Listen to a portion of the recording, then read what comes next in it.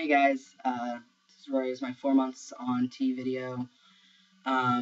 So I'll talk about my physical changes and then my social changes. So for physical changes, we'll start with my sleep patterns. They're continuing to become more normal. Not having as hard of a time falling asleep as I was the first 3 months, and then once I'm awake, I'm awake. It used to be that I could wake up and then just roll right over and go back to sleep. As long as I don't get out of bed, that's usually the case. But like this morning, Gabby woke me up and I was just gonna go to the bathroom and come back to bed. And by the time I made it back to bed, I was just wide awake. I was only up and moving about for like a minute and a half. But it was enough to just make me like, okay, nope, you're gonna be awake at 8:30 today. So that's really, it's just becoming more normal, and it's easier to wake up than it was prior. What else? Growth. In the downstairs region, just seems to be happening in spurts. Not really anything that I've noticed that much. My sex drive is definitely more stable, but sometimes I just get in the mood for being horny all day long. But it's not all day, every day, luckily, because that was getting to be a little obnoxious. What else? Controlling my appetite much better. Yes, this is great.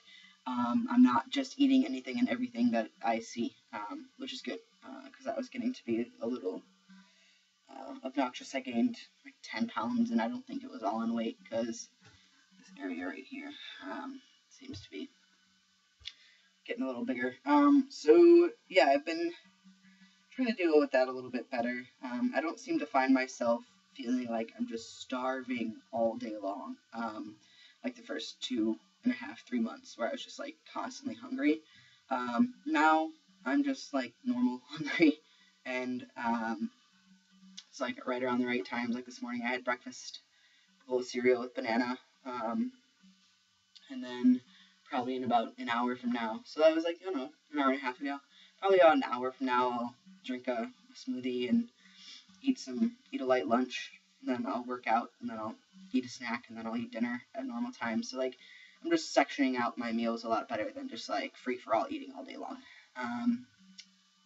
What else? I decided not to eat after 8 p.m., which I've been failing on this week because I've been watching a lot of like shows and movies with Gabby after 8 p.m. and it's like a good snack time. But last night I decided I'm gonna try to substitute fruit for sweets. So I mean, every Friday night, Gabby and I watch a movie together and we pick out an ice cream and stuff, which I'm gonna continue doing because that's our Friday night ritual.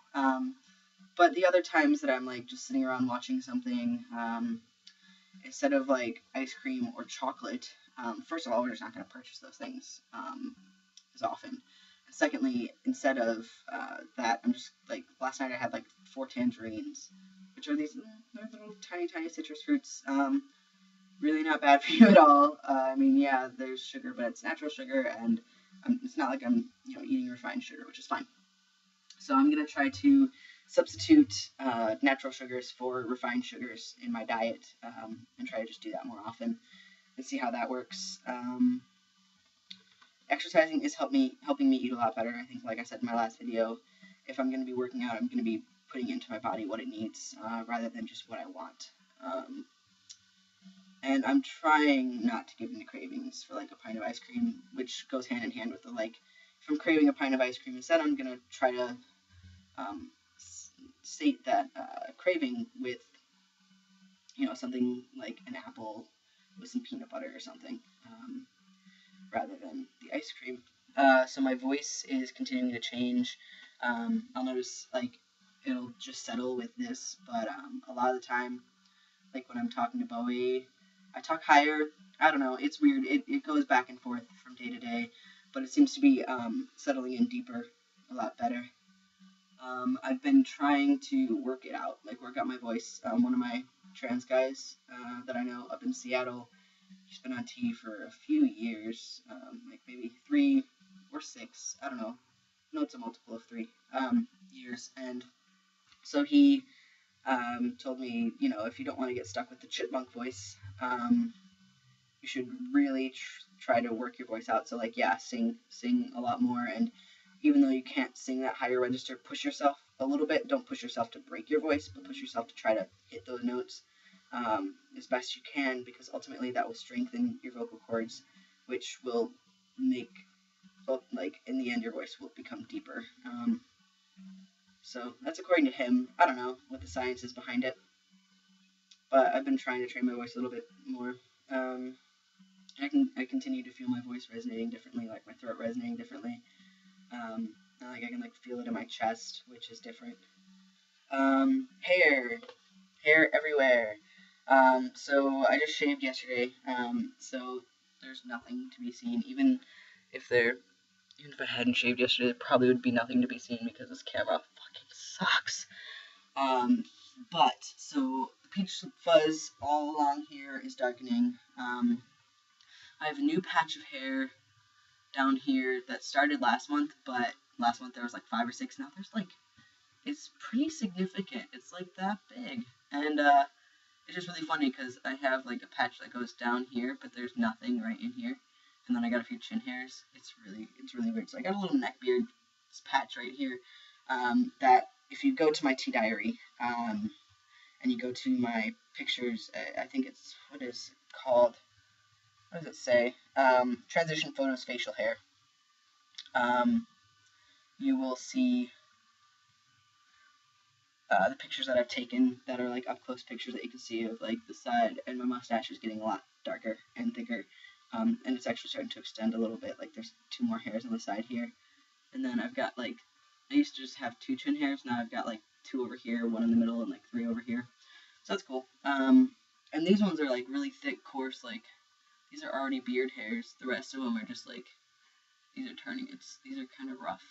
I trimmed them down yesterday, but like they feel more rough. And if I do this, like if I look down, I can feel it like right here on my neck, and it's kind of uncomfortable.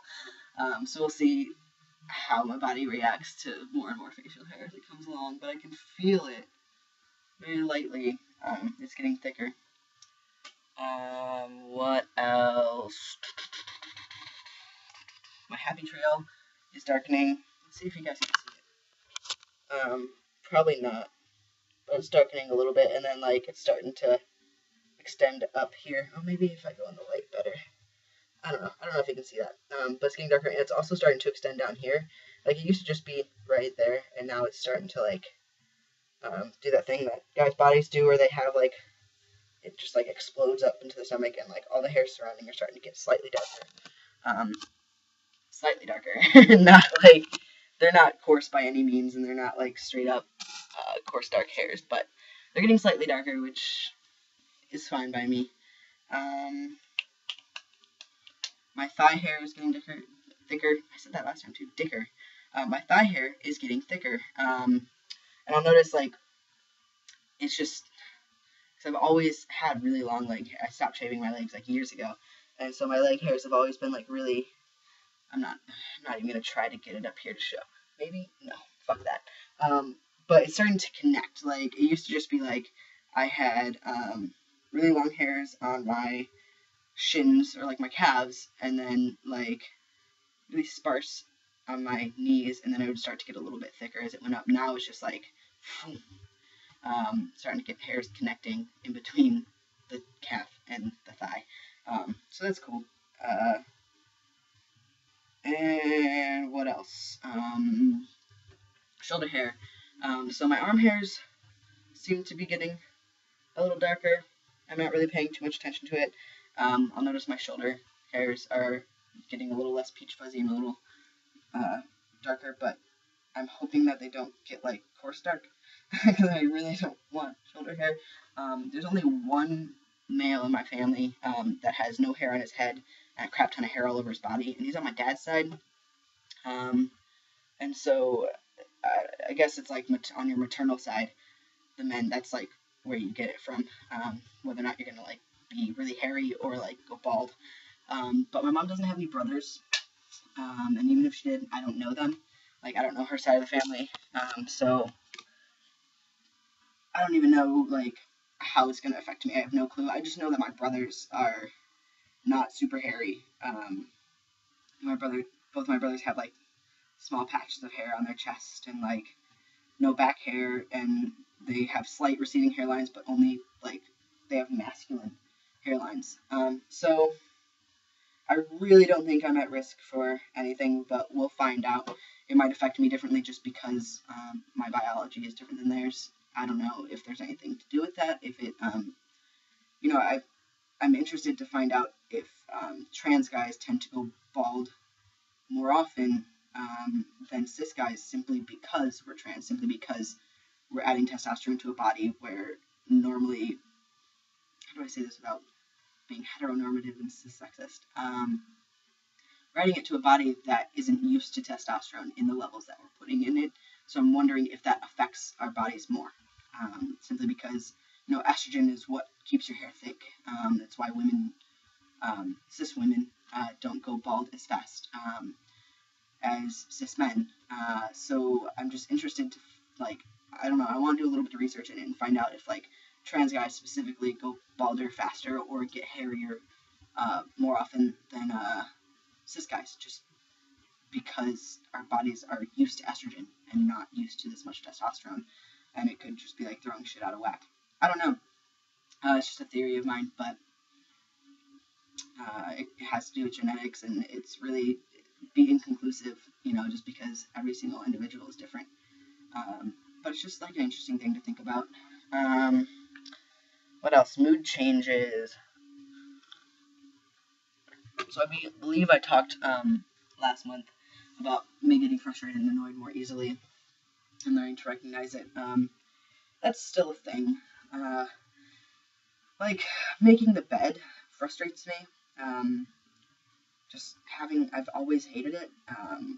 Putting the corners and stuff like that's always just been something that I've just been oh, that's so annoying, I don't want to do it. But I always did it and dealt with it, and now I'm just I just don't want to deal with it because I know I'm gonna get frustrated, and I really don't want to deal with frustration. I just don't want to be frustrated. So last night I got Gabby to make the bed instead of me because I was just not having it. But I don't know, it changes. Next week when it comes time to wash the sheets and make the bed, I might not be in a mood where it's going to bother me to make the bed. So it really depends. It changes frequently. Something that's always annoyed me is having to repeat myself. So somebody asking me a question and me telling them the answer and then them saying what, and then me telling them the answer and them saying what. By the third time, me telling you something, I don't want to have to fucking tell you 3 times. So that's something that I've always, even pre-T, I've always just gotten livid. Did I just fucking tell you twice? I'm not gonna tell you a 3rd time. And now since T, I've noticed that I just don't I'm just no, I'm not gonna repeat myself more than once. Unless I have your undivided attention, I'm not gonna tell you a 2nd time because I know you're gonna ask me a 3rd time, and I know I'm just gonna get pissed about it. So it's just shortening. It's not a huge deal. I'm not freaking out, yelling at people and punching walls, but I'm just getting more aggravated more easily and just being no, I'm just not going to deal with the frustration. I don't want to be annoyed right now, so fuck that. Still no aggression. I got into an internet fight, just a little flame war, and I've noticed that I just get really inside, but it doesn't ever come out in any way except for me to just be no, fuck you, you're fucking stupid, educate yourself. And I think exercising is helping keep me from being anxious or aggravated all the time. What else? I can still cry. Yay! But it seems to be a little harder. I don't know. My dad sent me a letter or a note or a card, basically telling me he's gonna accept what I'm doing and he supports me, which is fantastic, but I didn't cry. So that's weird. Normally I would cry. But the other day I came home from school and I had a hard day. Or no, it wasn't school. I had a hard day. So I'm unemployed. And I'm running on my last leg. Running on the last amount of money that I have. Searching for a job every fucking day. Sending out hundreds of applications a week. Applications and resumes a week and getting no calls back. I'm just getting really frustrated with life. And like I came home and I was like really upset and I started crying. So it's like really weird to me that like I'll cry, like it's harder to cry sometimes, but not harder to cry other times. So again, that's just like the same with being frustrated. Sometimes I get more frustrated than other times. Like I'm a person, things change frequently. So that's just something I'll keep track of. Interesting. I'm getting greasier and I've had an increase in acne again. So acne is increasing, especially on the right side. Let's get closer and see if y'all can. Let's go in the light a little bit and see if y'all can see this acne. Cause no, God, this camera sucks. Okay, there you go. And you can see like I've got a bunch of little bumps, which are fine, but then I'm getting a few more like actual pimples. Up in this region, but now I'm finally getting some on the left side, which is interesting because up until this month, my acne was concentrated on the right side of my face, which I thought was really weird because I was getting more hair on the left side of my face. Like it's just, if you look at my pictures, you'll see it's thicker on this side than it is on this side, but there's more acne on this side. Don't know what's going on with that. More actual pimples overall. I'm getting more acne on my back and chest. It's really not bothering me too much, but I'll notice like wherever I have 3 pimples on each side here from where my binder sits, which I just need to wash my binder more frequently. My friend, who I left my binder at her house after spending the night because I don't sleep in it, I had left it there on accident, and then the next day when I came back to pick it up, because I have 2 that my friend lent me, the one that I left at her house just went missing. So then I had 1, and so I mean I'm binding every day except when I'm at home, and so I'd have to like wash my binder like once a week on a day that I knew I wasn't leaving the house because it has to hang to dry, and so that got to be like really annoying. So I'd just be like wearing a dirty binder all week. It would get stretched out more. But she found it. She found it in a backpack randomly in her house when she was doing some spring cleaning. So awesome. So now I have 2. So I think that acne issue will probably not be as big of an issue just because I'll be wearing a clean binder every day because I'm just going to switch it on and off. Well, so I'm also just like so greasy everywhere. Like up in here, like my hair is greasier, my skin is greasier, like I'll be getting in the shower to like wash myself and I'll feel greasier just in general, and then I'll like scrub up and I'll still feel greasy after I rinse off. I'm just greasier. And smell, last but not least, smell. I'm sweating more, and I'm smelling worse after exercise. Like I'm just like straight up just drenching my armpits out of nowhere for no reason. I'll just like walk down the street. It's not even sunny out, and I'll be sweating. Alright, whatever. So that's it. Like, really not a lot. Just, like, the same things that have been happening are continuing to happen. Like my voice and stuff, and facial hair, and acne and stuff. So I really don't, I think that's it for change. Like, I think that's all that's going to be going on. I think the rest of my videos are just going to be the same. Me just, like, saying these little things are happening. So yeah, Jesus Christ, 19 minutes. That was a long time. Real quick with social changes, I got called ladies. Me and this chick, when we were eating lunch together, got called ladies. And then afterwards, when I gave him my card, I have to give him my ID as well because my card says CID on it. And he read my ID and saw that I said male. He didn't say anything. He didn't apologize or anything, but I could tell that he felt awkward afterwards. Also, I sent out coming out letters to everybody in my family. I sent out 10 letters. I got 3 responses. One for my Uncle Jimmy, one for my Aunt Mary, Uncle Mark, and one for my dad. And so that was great. All really positive responses of just like, we'll support you, we love you. I didn't know anything about this, and it would be hard to not see you as that girl. But when you come home for a visit, I really want to see you, which is great because I really want to see them too. And they want to see the man that I've become. So that's cool. Like, I don't know, it felt great to get those responses from them. But I still haven't gotten a response from like my grandma and the rest of my aunts and uncles, so we'll find out how they feel about it eventually. I'm pretty sure I don't know if they've talked to my dad about it or not. They know that he knows, because in my letter I specifically said, like, everybody in my family is getting the same letter, so talk about it, please. But it's whatever. I'm really not too concerned about it. I've got the support that I need here, as well as with my mom and my sisters and my dad, so I'm pretty happy with that. Yeah, I really wanted this to be a shorter video. I don't know how this got to be so long. But yeah, I'll see you guys next month, and yeah, just go ahead and leave it at that. See ya.